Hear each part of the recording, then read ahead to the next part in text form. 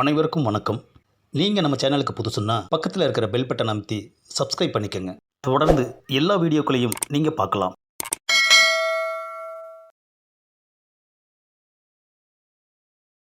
என்னப்பா இவன் பயங்கரமான ஆளாக இருக்கானே. அவன் பேசிக்கிறத பார்த்தா ஒரு நம்மளே தூக்கிடுவான் போல இருக்கே. நாம் இவனை தூக்க வந்தோம், ஆனால் இவன் நமக்கு மேலே தூக்குறவனா இருக்கானே. முதல்ல நம்ம ஆளுங்களுக்கெல்லாம் கான்ஃபரன்ஸ் போட்டு ப்ரோக்ராம் கேன்சல்னு சொல்லுவோம்.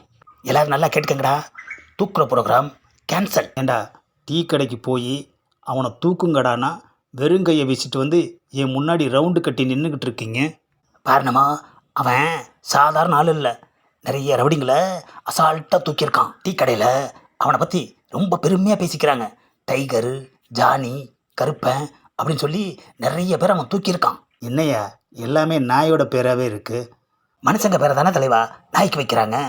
நல்ல வேலை நாங்கள் அவனை தூக்கலை. அவன் ஒயின் ஷாப்பில் என்ன அரைஞ்சது தான் நினைவுக்கு வந்து வந்து போகுது. ஜி, அவன் ஒயின் ஷாப்பில் உங்களை சைலண்ட் டேய் நீ சொல்கிறதுக்கு முன்னாலேயே நான் மைண்டு வாய்ஸில் நினச்சி பார்த்துட்டேன். சரி, நீங்களாம் கிளம்புங்க, தேவைப்பட்டால் கூப்பிட்றேன். ஜி, அடுத்த பிளான்? இவனை தூக்க முடியல, அடுத்து மஞ்சு குட்டியை தூக்க வேண்டியது தான். தூக்கிடுவோம் ஜி. அப்பா இல்லை ஜி, தூக்குறீங்க பக்காவா. தூக்குறவனையே லவ் பண்ணுற அவங்கள எப்படி ஜி தூக்குறது? இப்படியே கேள்வி கேட்டுகிட்டே இருந்த மவனை முதல்ல ஒன்றை தூக்கிடுவேன். ஆஹா, விடிஞ்சதுமே செல்ஃபோனை எடுத்துகிட்டு உக்காந்துட்டான் ஐயா. என்ன அது, முகமெல்லாம் ஒரே சோகமாக இருக்குது, நம்மளே ஒரு மாதிரியாக பார்க்குறான். என்னடா காலையிலேயே சோகம் தூக்கலாக இருக்குது.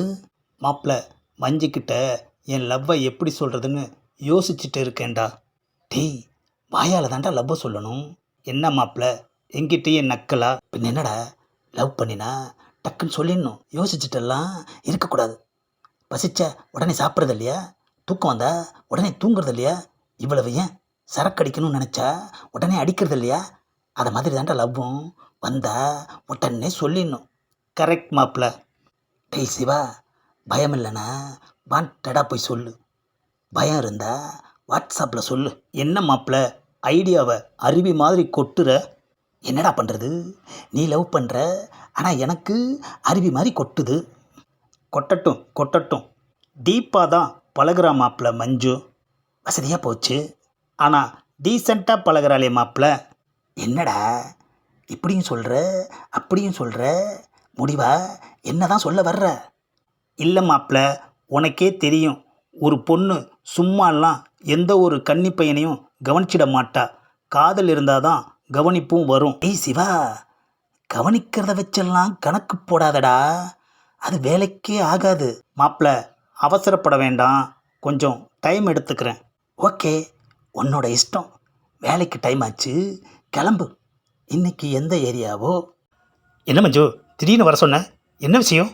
ஏய் மீனா, என் லவ்வை சொல்லிடலான்னு முடிவு பண்ணிட்டேன்டி. அப்போ தான் என் முறமாமன் பிரச்சனைக்கு ஒரு முற்றுப்புள்ளி வைக்க முடியும். முதல்ல அதை செய்யடி. ஆனால் என்னடி ஆனா அவனான்னு இழுக்கிற? சிவா கேஷுவலாக தாண்டி பழகுறாரு, எதையுமே கேர்ஃபுல்லாக பேசுகிறாரு. ஏண்டி என்னடி சொல்ல வர்ற? சிவா கிட்ட சுத்தமாக லவ் சிம்டம்ஸு தெரியலடி மீனா. ஏன் மஞ்சு, லவ்வை சொன்னால் தானே தெரியும். நீ எல்லாம் ஒரு பையனை பார்த்தாலே லவ் வந்துடும். ஆனால் சிவா கிட்ட நல்லா பழகியே இருக்க, அப்புறம் என்னடி? நான் சொல்கிறேன், கண்டிப்பாக உன் காதல் சக்ஸஸ் ஆகும்.